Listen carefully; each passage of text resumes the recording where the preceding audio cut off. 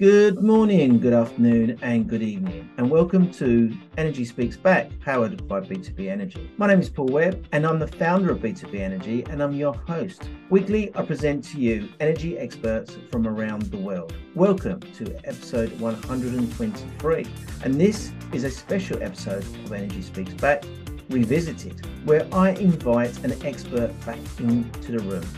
Our purpose, as always, is to provide a good understanding of energy management knowledge from around the world, which is available today for us to deliver savings that impact on our planet. We would like to thank utility people who are creating a better career and future for people within our industry, and Esther Energy, who are our certificate partners. Today's special guest is a pioneer in renewable energy and blockchain. He encourages the adoption of rooftop solar by increasing the rewards you can earn from every kilowatt hour you produce from your roof. So without any further ado, I give you David Duckworth. Good afternoon, David. How are you today? Yeah, really good, thank you. Good to be Brilliant. back. Yes. The last time we had a podcast, you are still leading my charts of people listening. What? So Come on. What? How many people was it? it's over, I think it's nearly 300 people have actually downloaded this, which Amazing. doesn't Yeah. sound a lot, but in the scale of things, it is really good. I'm really it's funny when I do your interview, when I look at the interview, it's a massive spike over That's that good, though, period. right? Oh, wicked. Yeah, yeah, for So I'm sure. hoping again we're going to get another little spike come along. I re-listened it again on my journey back to the office today, and it's really funny. Like all a whole bunch of stuff that we were saying we were going to do, like we're actually doing now. Brilliant. Brilliant. It's really exciting actually, and some of the legislation bits that we were waiting for the government to pull the finger out, they're actually happening now, or actually one of them even happened last year. It's like, yeah, it's really good. So yeah, And so that data I just given you isn't the actual data. It's the podcasting sort of recording data. It's very unknown. So that's just the bits we do know about. There's so much out there that we don't know no, for that actually sure, gets out. absolutely. They reckon the podcasting world still hasn't hit its peak. Yeah, no, So, no, I'm not surprised either. I'm not surprised either. It's and we've gone YouTube now as well, just to let you well, know. oh, do you? Yeah, I was wondering when you were going to do that. Actually, that seems to be the buzz one now as well, doesn't it? yeah. You end up putting your little shorts on there, like clips of me saying something ridiculous, really out of context, just one little bit. Well, we could Yeah, have had the memorable one, and obviously we cut that out. As halfway through the conversation, you had to go and let Amazon in. Your dog was going mad. Then we couldn't quieten the dog down. It just every got conference crazy, didn't call it? does it, man. It's the beauty of working from home, right? So, Rowan Energy used to pride itself as having like a zero carbon commute for all its workers. Then COVID came, and everyone had a zero carbon commute, and it wasn't special anymore. Was nothing new, was it? Oh no, but yeah, so lucky I've got no dogs here today, which is good. Brilliant. And yeah, I've just said to you, I've just turned my phone off. You've got me I've now. got you focused. Well, David, look, obviously we've known each other for years through business and sort of family. We've been to christenings, weddings, and Yeah, funerals, yeah. sadly. So we've been there. I know a lot about yourself, but for the benefit of our audience, could you give us your background and tell us a little bit about your origin story? Yeah, sure. So um I come from a technical background. Traditionally, I worked in networks and firewalls for large financial and legal organizations, banks, law firms, insurance companies, big names, Deutsche Bank, Barclays Capital, things like that, where I used to manage projects on their perimeter security, networks and firewalls on their perimeter, and I did that for years. I've ran several businesses along the way, IT companies, and then the consultations, property investment portfolios. I even owned a pub once, actually, a printing press. I've done that and all. I've done all kinds of Wow. business, all with various different levels of success, in some people's eyes, anyway, mine. And so I've been running Rowan Energy. Came about in about 2018. Um, so the Rowan Energy dream, was to build a blockchain that was very, very low carbon, and suitable for the energy industry as what it was about to become. That was in 2018. It was a kitchen table project, writing code. I'm not very good at writing code, but I wrote this code with the idea that I would issue blockchain validation servers, so miners, certificates in order to allow them to validate transactions, rather than them using large amounts of energy in order to break codes, of which, how traditional mining works, they kind of like solve puzzles. And the way the old blockchains would work, it was like the more energy you put in, the more reward you could get out. And I wanted to kind of reverse that. My background in blockchain and cryptocurrency came from all the way back in 2014. I built an enterprise level Bitcoin mine in a Regis building in Cambridge. I signed a year's lease with them. They included everything in the lease, and I shoved like 30 servers in there. And after the 12 months, they kicked me out, basically. Well, they told me they were no longer going to provide it with energy. Yeah, we sold the mine. It was that was good fun. And we mined a load of Bitcoin, which is great as well. Yeah. We're not so many words, but said, you've got to leave now. Thank you. Yeah. And it's not even just the power in these machines; it's keeping them cool. They produce so much heat and less noisy. Because noise I actually bought one of those miners off you, didn't I? Didn't you actually? That was I forgot that you did that. Yeah. And it was honestly like I lost a lot of sleep. Oh my God, you know what? And there's lots of people out there talking about how you could use them to heat your home, but it's such a horrible dry heat. It's you wake up with a cough. But there were like 30, 40 businesses in this business center, and right at the beginning, regularly I would blow the electric for the whole building. And it was like constantly I had to bring a new feed into the building just for me. But I had my lease, and as long as I didn't break my lease, they couldn't do anything. Yeah, after when the lease renewal came up, they were like, no, thank you. And I was actually introduced to Bitcoin by my father-in-law, amazingly. For credit where credit is due. It was him that kind of said, have you heard of this magic like internet money that criminals are using?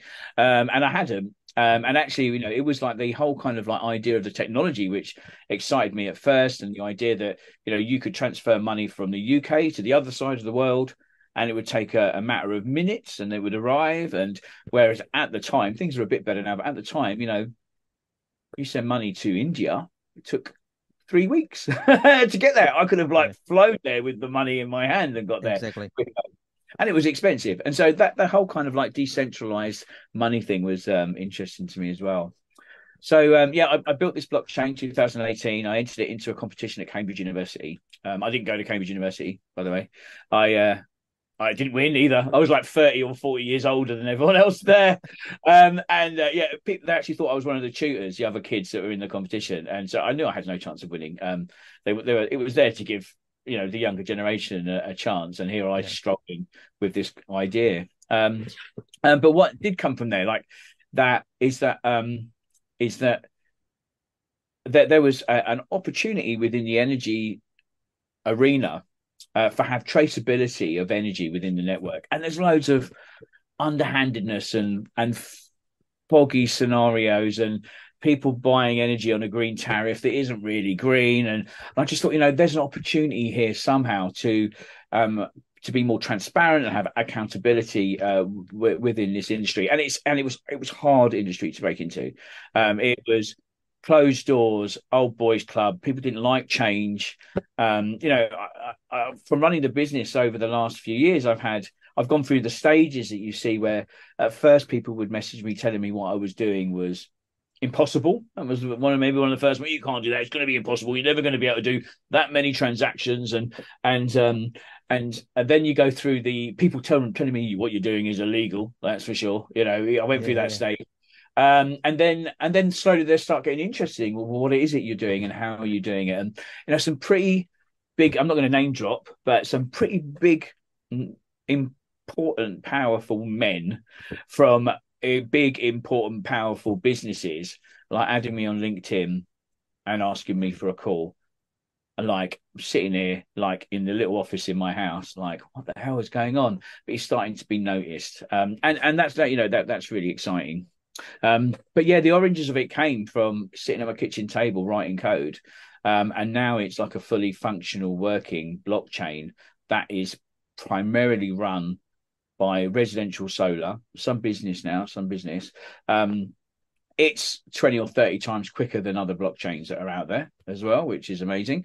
And it's literally just so we went through a whole process with it of going like building it through a beta model, and then this is like kind of general release version 1. We've got version 2 coming out at the end of the year, and there's certain applications of which are available to run on a blockchain like this in the energy industry, and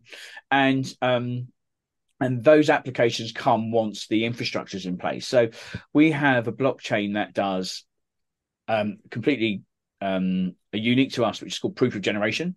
And so rather than proof of work, where you use lots of energy, or proof of stake, where you need to hold lots of tokens, you have proof of generation is you must have generated renewable energy for your home miner to be given permission to validate transactions.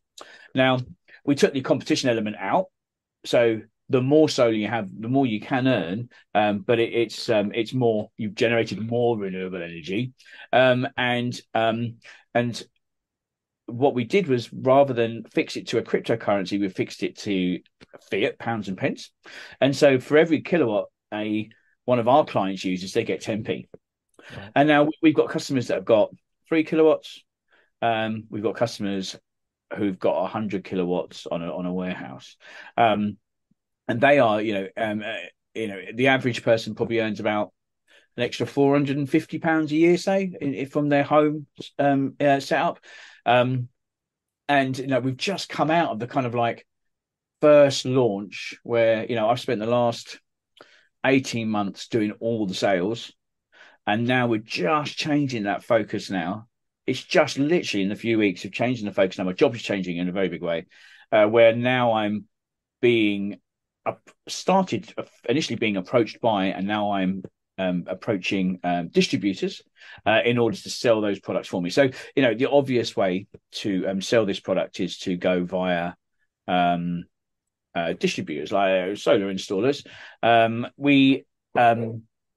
What we fundamentally do is install a small device into the home or the business called a smart miner, which I spoke about on the previous show. It validates the transactions on the network. It actually mints carbon offset certificates based on the energy generation, and it counts that energy generation by the roof, and that's its sole purpose.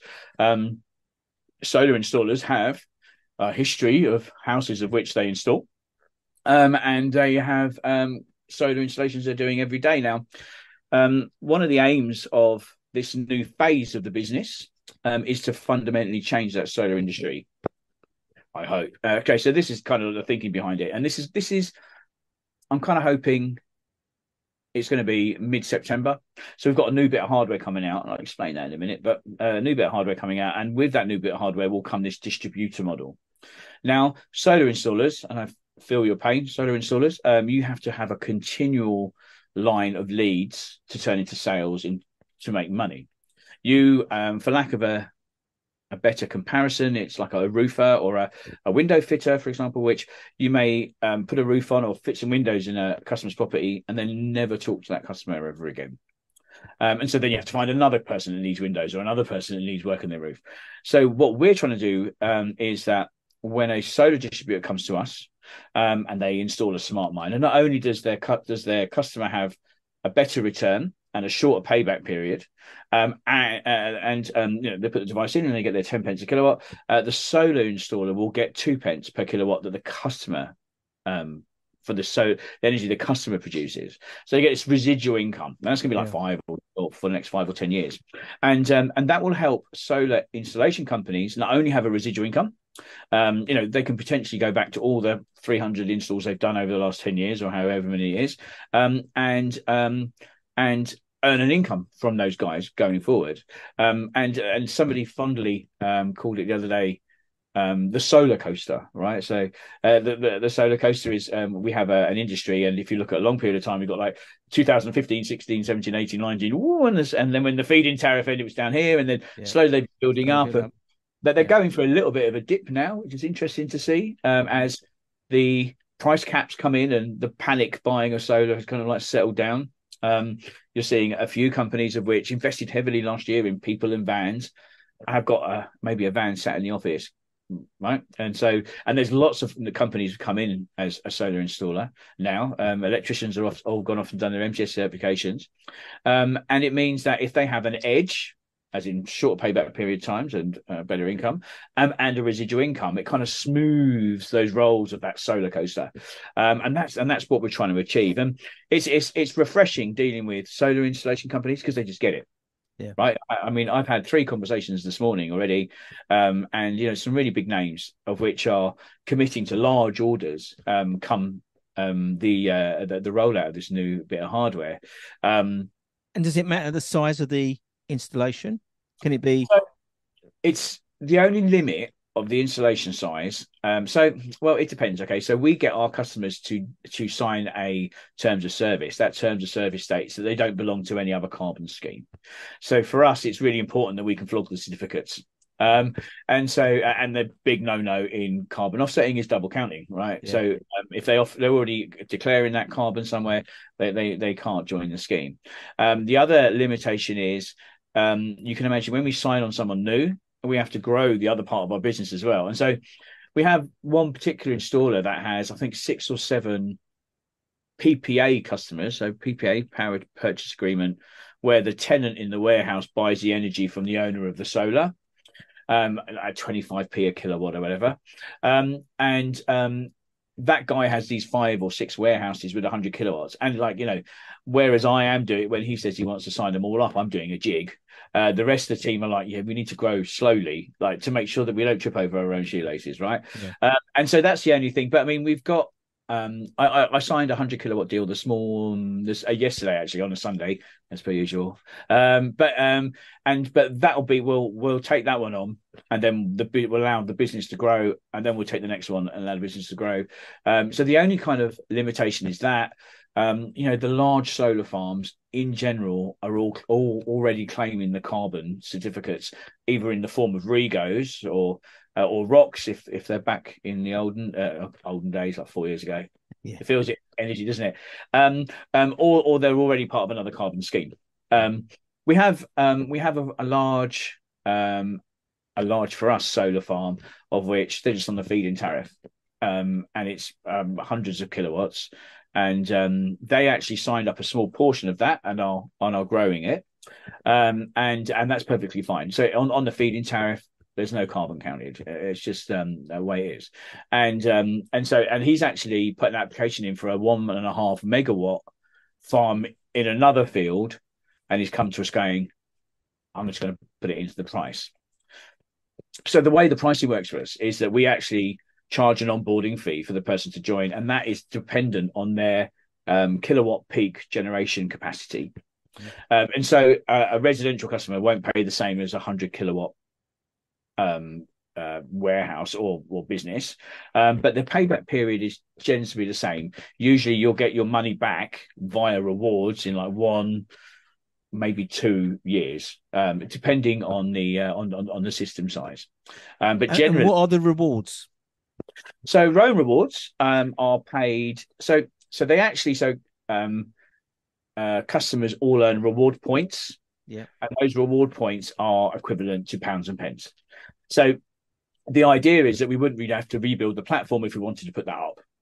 The price of carbon has tripled in the last 3 years, and we're expecting it to triple again in the next couple of years. Government's handing out carbon targets for businesses. There'll be fines for non-compliance, and then you've got 3 choices, right? You pay the fine, of which pours money into a melting pot and goes towards pizza parties or something, or you offset, which some people believe offsetting isn't a genuine thing towards a carbon journey, but actually, if you're investing in a project of which is for us, it's encouraging the adoption of rooftop solar. Then or whether it's planting trees or you are on that financing on that journey, or the third thing is actually you change your business's ways, and this one you can't do overnight. And so as the demand for carbon comes up, then we're expecting it to triple again. I think the Financial Times says it's going to be like a 3,000% rise or something is what they're expecting. And so at some point, I would like to be able to turn around to all of my customers and go, yeah, we're putting it up to 12 pence or 15 pence or something like that. And we do review it from time to time, for sure.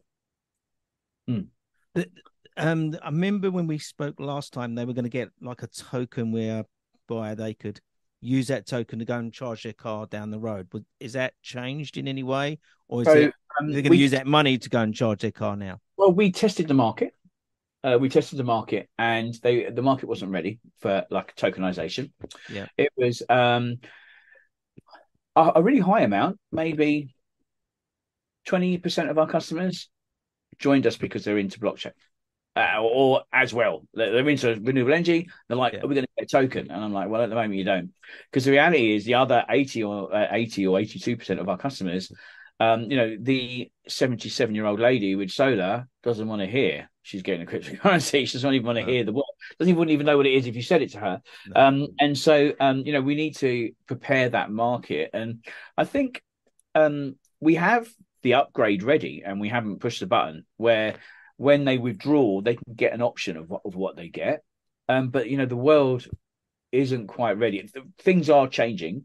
And I must say that almost nearly every distributor that we speak to, and I've been speaking to lots over the last few weeks, are all understanding of blockchain.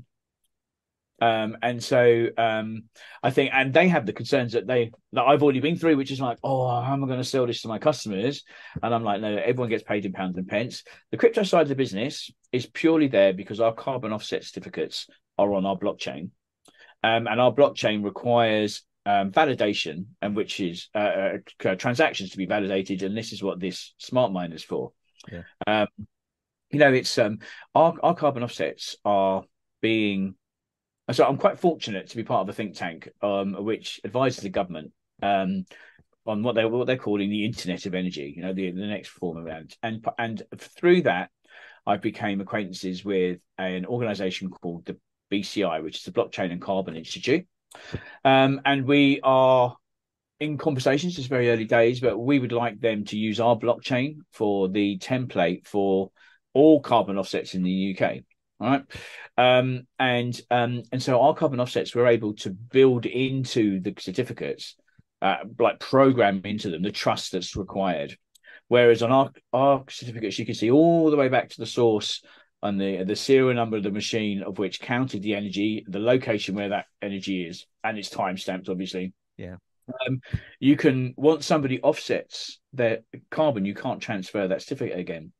So, like I mentioned earlier, a big no-no in the carbon industry is carbon offsetting, and is double counting, excuse me. Yeah. And so if I offset my carbon and gave you a certificate, and you offset your carbon, and you gave it to your wife and she offset her carbon, that is an issue that is amazingly an issue within the carbon industry. It's just massive amounts of fraud. Yeah. So we're able to build into the blockchain, because it's immutable, nothing can be changed. And once it lands in a wallet, which is for carbon offset, it can't be moved again. And also it expires. So one of the other things is you can't be claiming carbon back from 10 years ago when you saved. It's got a year's shelf life, and we're building that into it as well. I mean, so I've got nothing against farmers who grow mangrove trees, by the way, in South America, but I use it a lot in my examples. That guy really doesn't know how much carbon he's saving. He wouldn't, and it's a fair assumption to say that along that process somewhere, somebody makes that up. Yeah. And so with ours, it's really quantifiable at a certain time, at a certain place. 1 kilowatt hour of renewable energy on a roof is about 230 grams of carbon. It's about, when we've had this conversation when we first spoke, it was like 400. So things are going in the right direction, right? Exactly, yeah. But it's really quantifiable. When you've got a mangrove tree, trees grow, it's within their first 5 or 10 years of growth, and they absorb the most amount of carbon.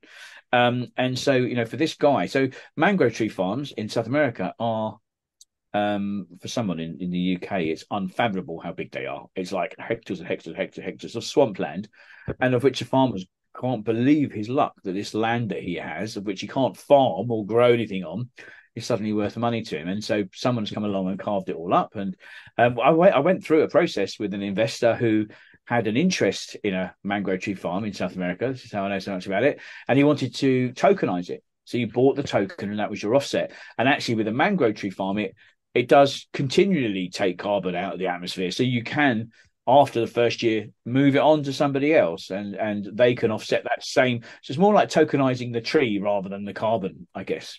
Yeah. And so, yeah, no, we really believe that our carbon offsets will be worth more money than the average ones in the UK as well because of this system we're building, and especially if the Blockchain and Climate Institute comes on board fully with us, it will be insistent that everybody in the UK will use our infrastructure for their certificates, which is really exciting. It's not a bit terrifying, but really exciting. One thing that worries me is I get it. Well, no, I get probably about 75% of it. You get 120% of it because you're in it, you live in it. There's a lot of people out there that don't get it. Where's your challenges? How are you going to educate all of these people, or do they need to be educated? It is a real. It's a question I ask myself every day. So when I'm doing face-to-face sales, so I mean, when you're talking about carbon offsetting, educating people is a challenge, and they have an opinion already. And when I'm talking to potential customers on the phone, there's one guy in particular. I remember the conversation where he was like, "You're doing carbon offsetting? It's just a scam. That doesn't help anything. That's going to help anything." And now I had a long conversation about how actually it's a stepping stone towards helping, and I explained everything about what we were doing and why I thought ours was different, and how it's helping the UK with net zero, not a wind farm in the Philippines, for example. Yeah. And at the end of the conversation, he went, "Oh yeah, I totally get it now. Actually, what you're doing is quite a good thing. I'm still not going to buy your product," he said. And so that wasn't even the reason why he didn't want it. Yeah. I face these every day. So there's a book, and I wish I could remember who it was by, called Crossing the Chasm. Right. So this is where you bring out a new technology and you're doing something new, and you have a whole bunch of early adopters, of which for me are either renewable energy enthusiasts. So they have solar, electric car, heat pump, everything, right? And they want the next bit of gadgetly kit. Those are great customers for me. Or people that are into blockchain. They happen to have solar. Those are really good customers for me as well. But then the rest of the population, who only ever read about blockchain in the Daily Mail or something, trying to get them to accept what we're doing is a real challenge. And that's why we completely removed. I mean, there are actually two separate businesses now. We've got our blockchain side of our business, and we've got the energy side of our business. Yeah. For that very reason, is that our end clients don't need to worry about blockchain. Is that we also run Oracle databases, but we don't go around telling our customers on the phone, we've got Oracle databases. It's just a bit of infrastructure kit that we use. Yeah. In the carbon offsetting world, if you're from that world, they understand that they need blockchain and they're waiting for a good solution. There are a few companies out there that are doing a few good things. None of them are actually none of them are really, I don't think actually have produced anything yet, but they're out. They've got really, really good ways. I mean, so it's really funny. There are other carbon blockchain businesses of which have got 60 million quid's worth of funding, and then there's me and my team. We're all sitting in spare rooms around the country, and we're suddenly we monitor 1.5 megawatts of solar now, and it's really exciting to compare yourself to these other players, and some of them are using blockchains like public chains as well, right? So you got to understand, people's meter IDs are classed as private information, right? So you can't put, for GDPR reasons, you can't put them on a blockchain. Now we have done, and I think I explained it in our last call, where we encryption, but you can't use a public chain. You can't put people's information stored on machines all over the world, and it's like people have the right to be deleted if they want off your system. And these guys, as much as I can't take away their technical abilities, some of their projects are amazing. They're going to become unstuck with that. You can't delete things off a blockchain because the blockchain doesn't run anymore. But yeah, crossing that chasm is my daily challenge. Is so by the sounds of it, you've created two versions of this as such. You've got the full on Bitcoin side of the business, and then you've got more of a user side. Is the user side more plug and play?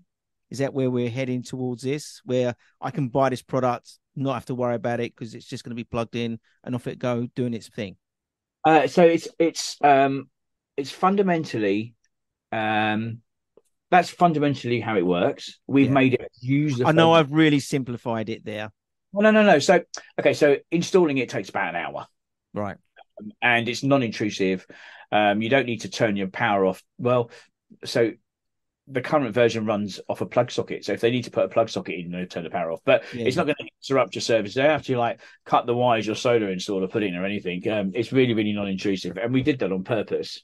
Mm-hmm. But once it's in 95% of the cases, they never even look at it ever again. And if, for example, and it runs on people's Wi-Fi rather than cellular. A lot of smart meters are cellular, but we run on Wi-Fi. If they change their Wi-Fi provider, the box goes into an access point mode, and you connect to it on your phone, put your new Wi-Fi details in, and off it goes again, and it carries on going. If you have a power outage, it turns off. Obviously, there's no power, and then when the power comes on, it turns back on again. And so the idea is that you don't need to be this computer enthusiast. It's just another bit of kit that sits under your stairs, of which I did. Because we did the beta launch. I think when you last spoke, we were just about to do this beta launch, and we did it. Yeah. We went out, and we via a distribution partner, we sold 50 machines, and we went out, and then they were on the beta version, and they didn't have all this functionality that we needed, and so I needed to go and upgrade them, and it was me that went and did it. So I took it as an opportunity to go meet all my customers, and I drove around the country and upgraded all of these smart miners to be the latest version, and you would literally arrange the viewing, and people would go, "Oh, I don't know where it is. I don't know where it is," and you go and hunt for it. And there's pictures of me all over the internet, crawling in people's loft space, or under the stairs, pulling things out of the stairs. Oh, there it is down there. Look, and so it's really because they're only small as well. It's some people didn't even know where they were. Amazing. Where do you think this is going now? The chasm. Are you close to getting across the other side of this chasm? Yes, eventually we are making it. So, and are you building a bridge across it, or are you going to do zip wire across it? What's the plan? So we need to expand rapidly. That's that. I mean, right? We've done all the testing we need to do now. Distribution partners are excited. They've got a product of which So when someone's looking for solar, they might have got a quote from somebody and then got it done. Now they're going online, and they're getting 5 or 6 quotes. So they need something that stands them out from the others. I mean, we've taken on 10 new distributors. I think officially it's about 8, but there's more in the pipeline, even more than 10. Yeah. They've committed to orders of 1,200 units a month between them. Now that's 1,200 people with solar going in a month, of which have got higher returns and better payback period. The other solar installation companies are going to want to do that as well. Yeah. The whole point of this is, remember back from the previous interview, is that we want people to buy and sell their energy between themselves. We had a very brief conversation before this call where I want people to take responsibility for their generation of their energy and their consumption of their energy. Change their habits. Get solar in, but don't put the dishwasher on at night. Just wait and put it on in the morning. Simple things like that. I was telling you about an Amazon FBA warehouse where the guy's got 100 kilowatts of solar on his roof. He's on a PPA from his landlord, power purchase agreement from his landlord, and he pays, from what he buys from the grid is 65p, and what he buys from his landlord from the solar is 25p. And he's got little mechanical cleaning carts that go around the warehouse and clean, and he's got forklift trucks, and they all charge at night. And when I said to him, you charge it at night, when the sun's down, and you could see his eyes oh, I never thought of that. Yeah. And it was his staff don't start till 7:30 or 8 o'clock. And at this time of year, you've got 4 hours of charging to get in there when the sun's up, right? Yeah. And so, but there's a law that's going through Parliament at the moment, a bill. It's not a law, is it? They're bills. And that bill's called the Local Energy Bill. The Local Energy Bill will enable smaller local generators to sell their energy directly to their community. So, what that means is that we are already quite luckily in the right position in order to facilitate those trades. And I've been bleating on about this for years, but it was, where Airbnb made anyone a hotel, Rowan Energy is going to make anyone an energy company. And we won't need to be an energy company ourselves because we're just facilitating those trades. Yeah. The law doesn't state what local community means either. And so there's an option for us to build almost like a social network but for energy, so the energy network or something we're going to call it, I don't know, and where you have consumers of which are offsetting their carbon with us, amazing, and buying their energy from prosumers that are on the network. We can have car chargers linked into the network as well as the cars. So we have a product called an EV miner, which is same as a smart miner, but goes into an electric vehicle. Right. I've been about that for years, right? It's still in bloody development. But it's all about timing as well, right? So, Yeah. and what that will do is pay you for every mile you drive, which is going to be exciting, right? But that will also link into the same site. And so people are going to come to our site to check the generation, check their energy bills, check their PPA if they've got a landlord that's selling their energy to their tenant, for example. It's all going to be on the same site, and that's what we want to build. And so the next phase of that is our distribution partners that are going to be selling thousands of devices a month, and all those devices will come into our platform. And these are people that log in every day and they check their rewards. They withdraw their rewards if they want. They check their generation, they check their car charge, they check their and maybe it'll be a place to go and get your quote for solar. Or if you want to, I mean, I should only imagine if you've got, I mean, we're talking to a car leasing company. They've got 30,000 cars on the road in the UK.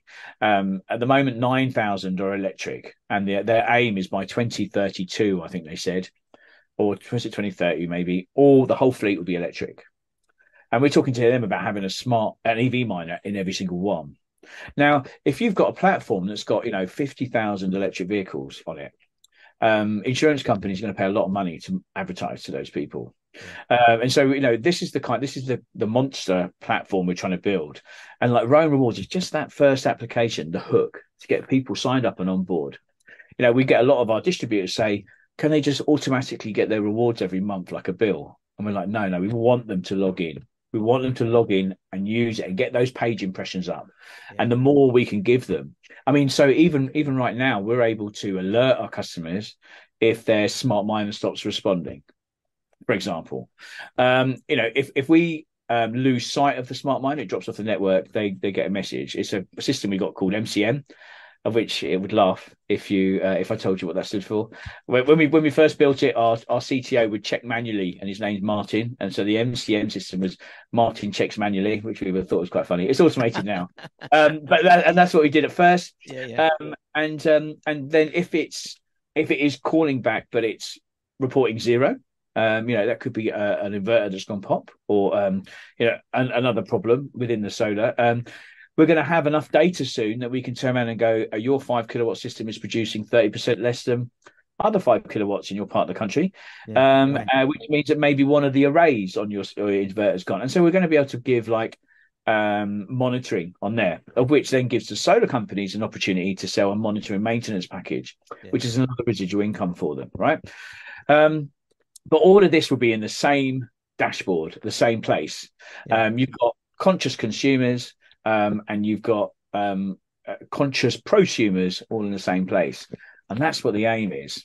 We're really close, but some of this theme of what you're talking about here is that, so for instance, EV cars are very intelligent, but they're not sharing that knowledge between, say, BMW and Mercedes.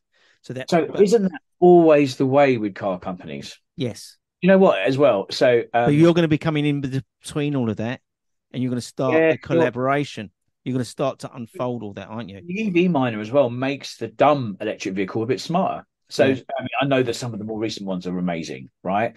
But so if you've got a really recent electric vehicle, you can turn your aircon on before you get in it in the summer to keep it cool, or you can remotely look at your app and see how much it's charged, for example. And the EV miner gives that functionality to the very first Leaf, for example. It allows you to turn the aircon on via the Rowan Energy app, and so suddenly all these electric vehicles have all got this new functionality. But there was an interesting interview with I think he was the CEO of Ford, talking about Tesla cars, about how Ford just used to buy all their technology from the cheapest supplier, and none of the electronics would talk to each other, and because Tesla wrote all that software themselves. They're so far ahead of these other car manufacturers who now, I mean, the car doesn't talk to itself, let alone talk to other cars. But that's coming. There are some really cool startups that I've had the pleasure of talking to recently, of whom are working on that kind of like interconnection. So where I know the think tank I belong is the Internet of Energy. Maybe there's like the Internet of EVs, right? Where all cars are always talking to each other. This is where AV is going to come from, because then AV can tell where the other, that's automated vehicle. Okay. I was like AV, audio visual. No, okay, yeah. AV. So for instance, then if that EV car knew where the other EV car was coming up to that same T junction or whatever, it will then decide, I need to slow down, I need to speed up. It will start to learn, and then all that data will become one. We'll all speak the same language, won't we? Exactly. And it's not even to do with a collision prevention, right? It's to do with, I've been down that junction and it is chock-a-block. Exactly. There's loads of different information to come out. That is, and then when you've got traffic flows that are flowing all in unison, it's really going to change society. And then you plug your car in to your EV charger. Someone taught me about this. Must have been about 5 years ago. You're going to pull up to an EV charger, plug it in, and it's going to say exactly where you've been, and it's going to give you information about everything. Where you shop, Google and all that will all be linked up, and it'll be able to tell you everything about yourself. I know it's a bit frightening, but how powerful is that? I mean, there's privacy issues, right? Yeah. God, you want your wife to know everywhere you're driven? No, I'm joking. But, it's like, don't plug the EV in, darling. Oh, I'll do it. It's fine. Absolutely. And so there was an EV charge point, of which was going to be free, and gave you advertising on a screen of which was relevant to you, and it learned that from your driving habits. It's going to teach integrity, David. That's what we've got to think of. Yes, it will. Yeah, it's going to teach us to be more integrity, have that integrity in our life. More integrity. Yeah, for sure, absolutely. But that's just like, it's like one piece of the puzzle. Yeah, it's when you manage to get all these bits of the puzzle to fit together, and suddenly you've got like the next generation of human being. I was talking to someone the other day, and I said, "Can you remember when we used to talk about the year 2000? I'm 59, yeah. Year 2000, we're going to be able to talk with our watch and video call with watches and things. Oh, shut up. That's a load of rubbish. We've gone past that now. We have, haven't we? The stuff we're talking about now and laughing about 10 years' time is going to be the norm. It's really funny as well, right? Because when we spoke about the future, like the year 2000 was the one, wasn't it? Yeah. But you never really considered, I mean, we're only kids or whatever, but be involved for this shit to happen as well, right? Yeah. You can stream a HD movie on your phone, on the train, on the way to work. Yeah. And it wasn't that long ago. I mean, the house that I live in, when I first moved in, I mean, I was originally living in London, right? And I had fibre in London. When I moved into this, I'm like, what I consider to be out in the country. It's not really, but for a Londoner it was. Yeah. I couldn't even stream a YouTube video. No. Couldn't believe that people had internet like this. I was like, how am I going to work? And it took about 7 or 8 years to catch up. Yeah. But when now that infrastructure's in place, and now look, I've got this. I can do it. Yeah. I have that in my pocket. I can do it. Yep. Everywhere I can go. It's crazy. So when I travel around the country visiting customers, I do it in a camper van, right? I know this sounds ridiculous, but I prefer to be able to stop and move on every single day in my camper.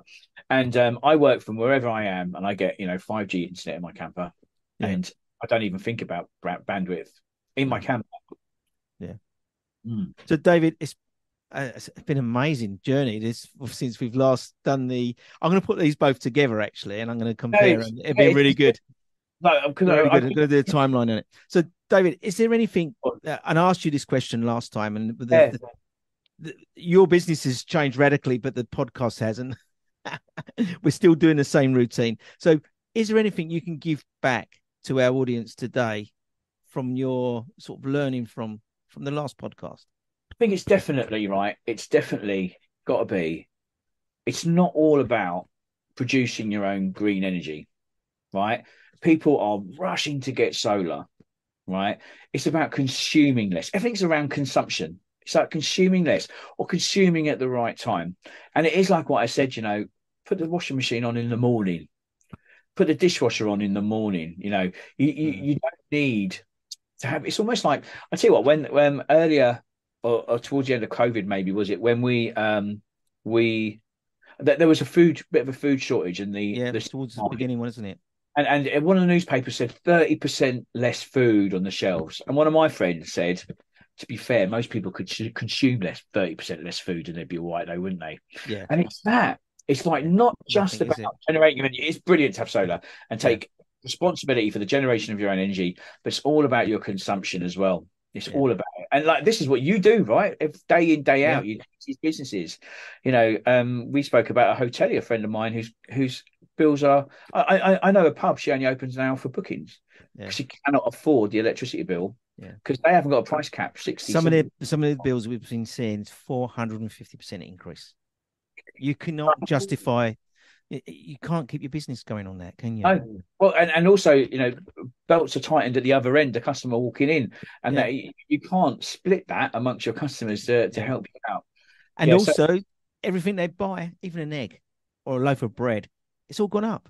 Everything's gone up. It has all gone up. It's a big challenge. I was with a restaurant owner today, and he's now worried about signing a 5-year deal on his energy. Don't do it. I know. Did you say? Well, no. We said do it. It's a flex. It's going to be a flex. Yeah. So it's going to be going down. That's the only reason why we're saying he needs to do it, because it's a flex contract. He can lock in when he wants to lock in, but we're saying don't lock in. It's a softening market now. So this is what you need to be doing. So the reason I would suggest you would lock in would be that you have a set energy bill of which you can then do a 5-year plan on, right? Exactly. You got the certainty going forward. I've spoken but to, not at the moment. No, I've spoken to a guy who runs a warehouse in Chesterfield, and he locked in at like 72 pence. Yeah. And he has to pay to get out of that deal, right? It's a bit like when you buy your phone contract out. Well, you can't really get out of them, can you? Can't get out of them, and he's stuck. So this guy we was talking to today, he was on £1.15 a unit kilowatt hour. He's now going to go into 42p, and it's softening. So really cool, right? Oh my God, amazing. So he's very happy. But he's in the back of the mind. Do I lock in? Should I lock in? No. Just relax. You've got to. I said, when you open this restaurant, and that first day you opened it, say one person walked into the restaurant. Yeah. The next day, 2 people. What did you think then? Oh, I'm going to close the restaurant.